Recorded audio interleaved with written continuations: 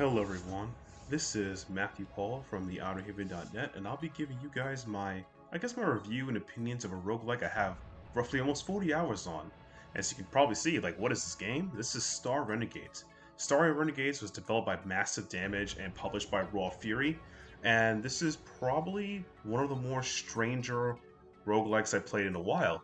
And I do play a lot of roguelikes. I would say it's strange because it has a lot of elements of other RPGs that you would expect in this game. You have the break mechanic where you can steal an opponent's turn from similar RPGs of using their weaknesses, and this game does have weaknesses and strengths.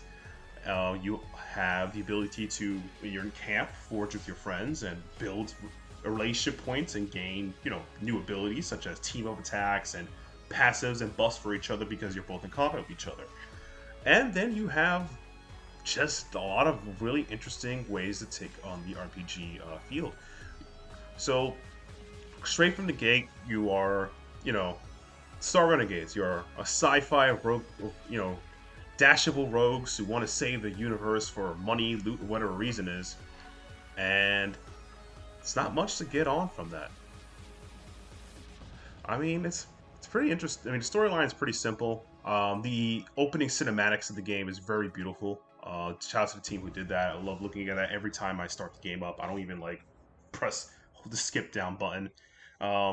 This and it is very interesting. I want to say how the bosses are done, the enemies are done. So every time you enter a world in the game, you go. There's 4 worlds, and you enter any world. They will tell you. You can look. You see the enemy mothership. You can look at the enemy's weaknesses and their strengths and whatever data you need to beat them. Then I will help you across the game of beating your opponents. And it also kind of hinder you when you realize, oh, I have to, check your map direction. Maybe I should avoid this guy because I have a team that does pulse damage, and this guy is resistant to pulse. Things to consider. Now, what the game does really good at is, letting you die over. It's a roguelike, it's going to happen. Is that you kind of develop a team or you develop the flow of the game. Now, early in the game, you learn a mechanic known as stagger, which is the break mechanic I mentioned earlier. So if you stagger and you hit them with their weakness, if you stagger them long enough, you knock them off, they lose their turn. But you think, oh, hey, Matt, well, that's the whole point. We should build a team with stagger and stagger everybody. And you can't do that, actually. At certain times, the enemy has to hit you, so you kind of have to find a way to kill them. So you have to deal with a balance between stagger and damage. And there's many types of damage in the game.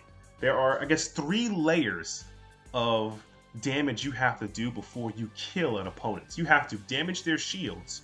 You have to break their armor if they have armor, which will be like a little icon, like a bodysuit in there.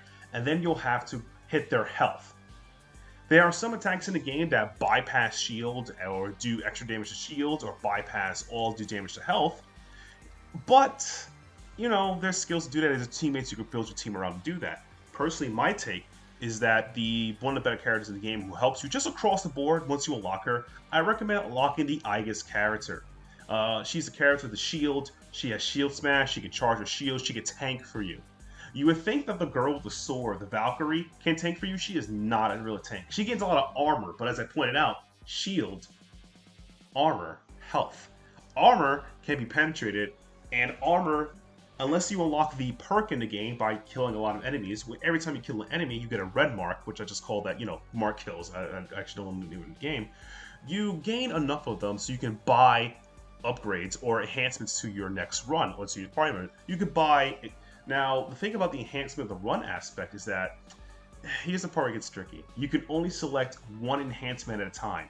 So if you had an enhancement, like you may see in this run, is that every time I win a battle, at least after camp, I will heal armor. There's another enhancement that gives you more XP or something of that nature. There's also enhancements so you can put into the pool of getting these certain items. You cannot or you can only activate one of the pool, but you don't have one buff. So you got to make your decisions when they matter. But another type of thing you get when you kill more enemies, a resource, is intel. Intel can be used to just upgrade your character. You get stronger and stronger. So the next time you die, your character can gain an extra perk, such as Berserker or Lone Wolf or any of those abilities, where your character can do more and more damage. Or you, instead of getting the base kit's that everyone becomes friends better, which will increase your buffs and defenses. But you want to kill fast. So you get extra crit. Crit damage happens when you hit an enemy before their turn, which is very interesting because all staggers can crit, but all crits can stagger. I mean, it makes sense when I just said that, but you'll see it more often in this game. Again, you want to crit them to kill them. It is better to kill than to stagger sometimes. So you got to make a decision like that.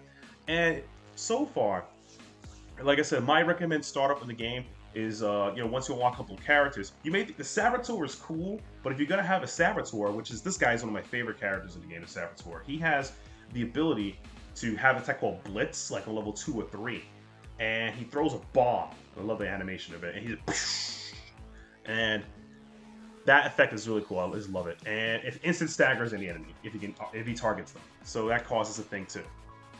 Now, the enemy is just as vicious and brutal as you are attacking you.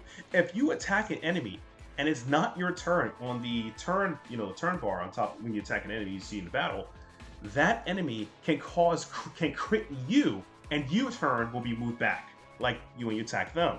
So you got to know to balance that thing out. And as I mentioned, level ups, how do you level up? Well, you level up every time you win a battle, you get something called DNA. You can use that DNA to upgrade your character to another level, and they'll learn an ability or a card set.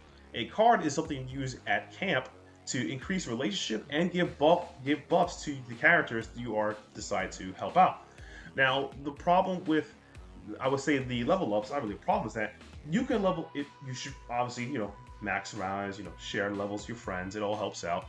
But if you do not level the right guy at the right skills and unbalanced, you have a very hard time. As well as if you die in a run, if you get wiped out, party gets wiped out in a run, those characters are not made to keep their levels. So next time you start a run, they start back at level 1. So you better choose wisely who you level up and how you level up. So it's really interesting. What's also interesting, what makes this similar to the roguelikes, is that the map, if you use the mouse, or I'm using the D-pad, you can use the right stick or this and the mouse to overspray your map, because certain paths are locked to you once you choose. So always try to scan the area you want to be at, so you can know what item you want to get, or buffs, or benefits, or etc., or bosses you want to fight, or mini bosses. And this game shows a lot of things at you, mini bosses, whatever. But it's really kind of cool because beating them feels so satisfying, and that's what this game does really do a lot. Even for a roguelike, it has its difficulties, and some parts you find cheap. There's like, at the end of every world, there's a behemoth, a boss, and each bosses act differently. There's one boss, I believe, on World 2, known as a Chimera. He can attack twice. So it really feels upsetting when you stagger him, and then he attacks at the beginning of your next turn. Like, well, what was the point? But you have to do it anyway because you don't want to die. Dying is bad. And if your character dies you in the battle, your character dies, you're revived back on limited HP. So that's important. So putting it all together, I want to say that Star Renegades is a very interesting party-type RPG roguelike. It has very similarities of if you ever played another roguelike, but it's a card game, it's Gordian Quest, where you're choosing these characters to kind of match together to build a strategy to beat your opponent. Now, as I also mentioned too, when you beat a world in this game, you also can recruit characters and buy power-ups or equips for your characters to do better on the next world, which is very similar to roguelikes. You beat a board, here's a shop, blah blah blah. You guys have the drill. You played roguelikes before. Now, one of my favorite thing about this game is I love the fusion attacks when you have friendship with their meters over 2 hearts, and it costs Fury, another resource in the game. Fury is built on every time you hit an enemy, and you can use certain special abilities for Fury. Like I said, the Aegis, who are a character I recommend you guys try out and put in your party so you get to feel the game, is the Aegis can actually can recharge her shields while she's tanking for you. So that's pretty kind of cool in that aspect. The Valkyrie gets ability of Taunt, Battle Cry, where you taunt the enemy towards her. She has a lot of armor, so you can let her soak it in. And each character has their own set of abilities what they do. Personally, I think one of the more broken abilities in the game, which they allow you to do, but the game tells you, at least when you try to use these Fury abilities, when you unlock them, is that you may only use it once. Particularly, as I mentioned way early in the video, the Saboteur. His ability is called Trick Shot. He can stun an opponent, which is really great. You can plow it in, use it to finalize the damage or kill somebody only once per match, only once per combat. So it's like, oh man, I gotta make this decision. So it's really cool how this game gives you a lot of decisions to make in your battle and composition. You can even adjust how your characters can be set up a squad if you feel this guy should tank or not tank, and things like that. But I truly had a blast playing this game, and at least going through it, and unlocking characters and doing more. And I'm really looking forward to the game's roadmap if they unlock more characters, add DLC, or even increase its difficulty options or decrease them. Because so far the baseline game only has 4 difficulties, which is hard, easy, normal, hard, and extreme mode. And you have to at least beat one run, which counts all 4 worlds, which is 3 worlds and a drop ship, and to unlock the higher runs. So I really hope we're looking forward to this game and where it progresses. And I really recommend everyone to try it if you like RPGs and roguelikes. It kind of combines them both together. The item mechanics aren't that difficult to understand, as well as the attack and defense mechanics. It's really interesting how it does that. Like, sometimes it's just better to block or do nothing and take the hit in rather than try to fight an enemy down. Or sometimes it's better to kill rather than stagger, or stagger versus killing. So it's very interesting. And the animations for the attacks is really cool. The sprite work in this game is probably top notch, one of my favorites. And I can't cannot knock that off. And I think it's what is interesting is that these characters also has a weight to them. The Commando, I guess I have a lot of favorite characters in this game, but the Commando himself is a self-help guru who has all books like named How to Kill a Guy, and I love his little quirks like that. It's really cool. And when you unlock the Enforcer, he is this kind of all-around character who can do a bit of everything, but he himself is a conspiracy theorist. So it's really funny watching him interact with people, believe, this guy is a lizard person, or this guy is the whole conspiracy. Did you hear about this? Him talking to the characters is hilarious.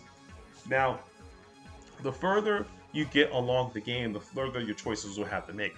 Now, I think that my personal opinion is that if there was a way to, if I had to talk about like negatives of the game, I think that some bosses are very powerful. Like Chimera, he's a World 2 boss, I believe, very powerful. There's a way to tone it down. That's my only complaint.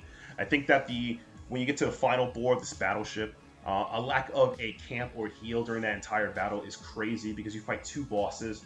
You fight the Herald, and I'm not gonna spoil a little story for you guys why you want that guy dead. You fight the Herald, and then you fight the real master, and there's no heal in between. And I find that a little bit crazy because you can't heal in that battleship. There's no chance of healing each other off, so there's no camp.